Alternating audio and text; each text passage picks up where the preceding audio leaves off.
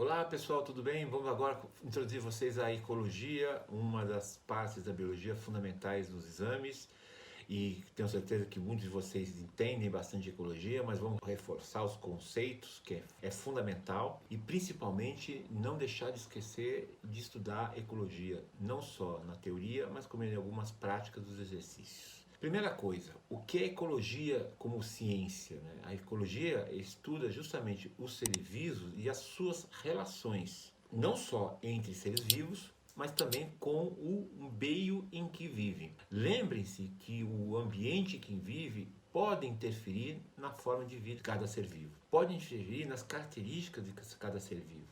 É fundamental você entender que a relação entre seres vivos faz com que existam mais ou menos, porque cada ser vivo ele vai atuar no ambiente mais propício para ele. Então você vai encontrar seres vivos em alguns ambientes, em outros não. Algumas vezes seres vivos aparecem e desaparecem com o tempo, dependendo dessas relações e do ambiente que estão vivendo. A primeira coisa que a gente tem que gravar são os níveis de organização.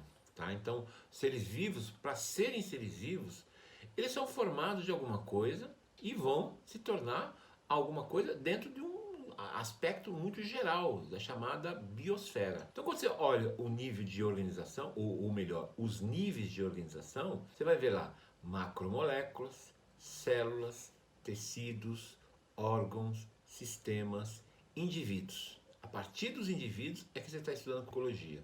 Por quê? Você está estudando população. E o que é uma população? É o conjunto de indivíduos da mesma espécie. Então, quando o IBGE faz a contagem das espécies, ele está contando o quê? A população de humanos. Existem outras formas de contar, os biólogos adoram contar a população de gafanhotos, a população de formiga, a população de árvores assim, a população de bactéria. Então, isso é uma população. Só que essa população não vive sozinha. Ela vive com quem?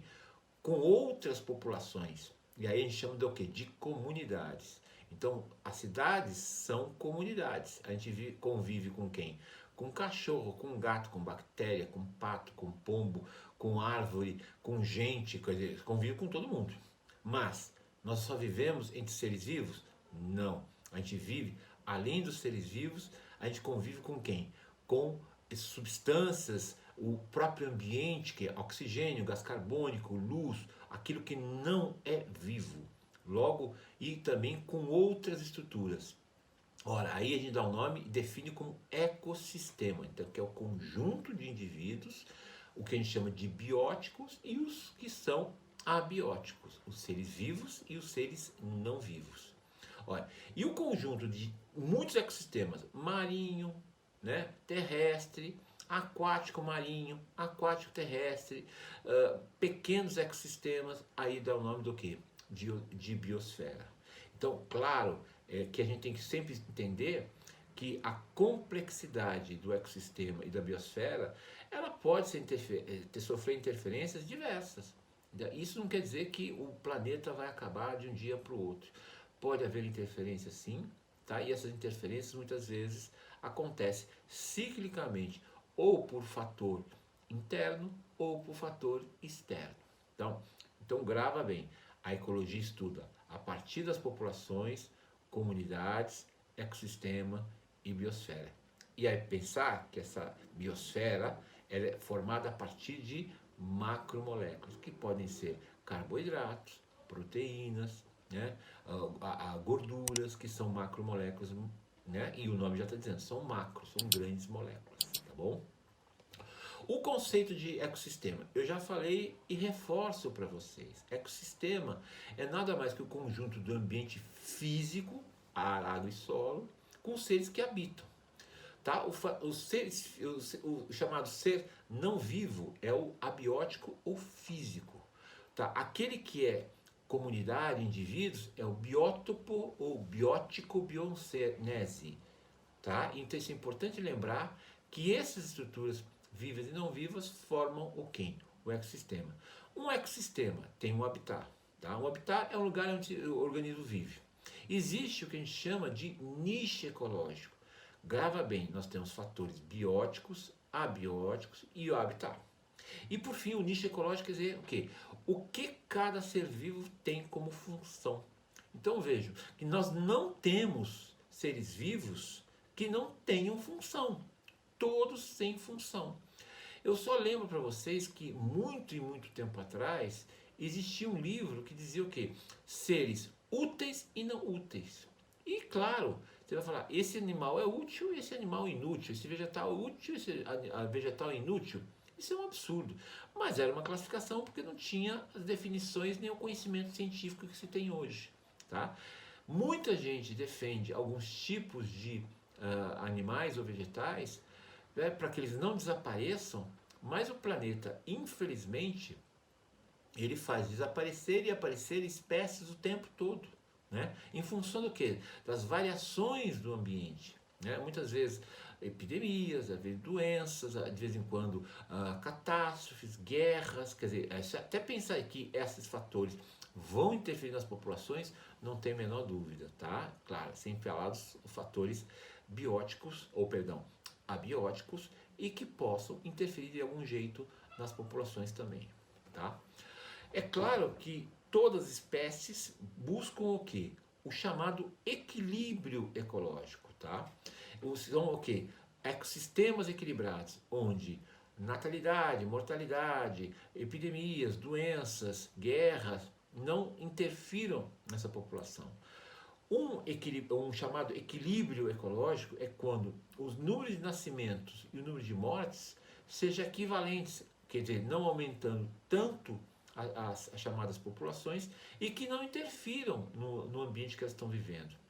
Existem alguns trabalhos muito interessantes, tá, que mostram muitas vezes que populações que crescem muito, o que vai acontecer? Vão ocupar mais espaço, vão competir entre elas mesmas e, claro, por uma coincidência ou não, vão acabar o quê? Desaparecendo com o tempo. Mas não é o tempo nosso, tá? É o tempo de 1 ano, 2 anos, 1 hora, 1 semana. É um tempo mais longo, mais eterno. Mas isso aí também pode também ser um fator, dependendo do tamanho desse ecossistema, tá? Agora, você vai falar assim, como é que se busca a proliferação? Vegetais, muitas vezes, né, são ajudados pelo vento, muitas vezes por outros animais, e que vão ajudando os processos de polinização, tá? Essa polinização acaba ajudando o quê? Que um vegetal que não tem estruturas para transportar seus materiais genéticos acabam sendo ajudados por animais, pelo vento, ou por insetos, ou por algum outro tipo de ser vivo que esteja por ali, e acaba fazendo, porque há uma troca de favores, que a gente vai mais para frente contar o que são essas trocas de favores. A chamada divisão da ecologia. O que significa divisão da ecologia, gente? A divisão da ecologia é muito simples. Lembra que a ecologia está muito ligado também à própria espécie humana. Pensa que aqui nós temos a alta ecologia, a demoecologia e a sinecoecologia. Todas elas têm uma relação o quê? A demoecologia é aquela que conta o número de indivíduos da espécie que eu estou estudando. A autoecologia é aquela que estuda o quê? Basicamente a relação entre os seres vivos, e a sinecoecologia é aquela que estuda a relação dos seres vivos no ambiente que nós estamos estudando. Então a ecologia é simples nos conceitos, mas complexa muitas vezes nas relações. Muitas vezes a gente não entende por que aquele animal está ali naquele local. Então você, por exemplo, quando você antigamente achava que mamífero era só uma forma de um organismo, a gente tem o quê? Diversas formas de organismo, não por suas características morfológicas e fisiológicas, mas principalmente por características típicas e comuns entre eles. Isso que determina se eles são mamíferos ou não. Nós temos uma baleia que vive na água e que é mamífera. Nós temos um morcego que voa, que é mamífero. E nós temos o quê? Um monte de outros animais, como o homem, que são o quê? Mamíferos que vivem na terra e que não voam e nem nadam, tá? Por mais que a gente queira. Então a ecologia, ela nos é muito importante para entender essas relações todas. O homem interfere sim, mas também a natureza interfere bastante e a gente tem que tomar muito cuidado quando a gente culpa uma coisa ou outra. Lembra, muitas espécies desapareceram e apareceram em funções de vários fatores. É importante lembrar que fatores externos ou internos, o que a gente pode chamar de intrínseco e extrínseco, internos e externos, podem interferir sim na população e no meio que eles estão vivendo. Isso acaba o quê? Causando interferências nos comportamentos entre os indivíduos que vivem em locais diferentes. Deu para entender esse início de ecologia? Legal, tá? Então, entendeu? Dá seu like, inscreva no canal e comente. Afinal, o seu comentário vai me ajudar muito para poder melhorar o seu conhecimento e te ajudar para prestar as provas dos vestibulares, tá bom? Para isso, nós vamos fazer algumas questões e eu quero que você acompanhe comigo. Bora para as questões agora? Vamos fazer um pouquinho mais? Vamos gravar tudo que eu já falei para vocês dessa parte inicial de ecologia? Então aqui eu busquei uma questão que apareceu no Jornal de São Paulo e diz assim: a espécie gavião real se distribui na América Latina. Vive em florestas de planície e altitudes até 2.000 metros acima do nível do mar. Sua alimentação é constituída principalmente por mamíferos e aves e constrói seus ninhos em altas árvores. O que está dizendo aí? A frase acima relaciona 3 conceitos ecológicos respectivamente. Ora, primeiro passo, gavião real ou os gaviões reais, eles são o quê? Uma população. Está dizendo aí que elas vivem em planícies altas, 2.000 metros, 2.000 metros, bem alto mesmo. Então estou falando do quê? De um habitat, tá? Um local onde ela vive. E depois está dizendo que ela consome, ela tem como presas quem? Pequenos mamíferos e outras aves. Eu estou dizendo, ela tem uma função. Então, esse gavião real, no fundo, o que ela é?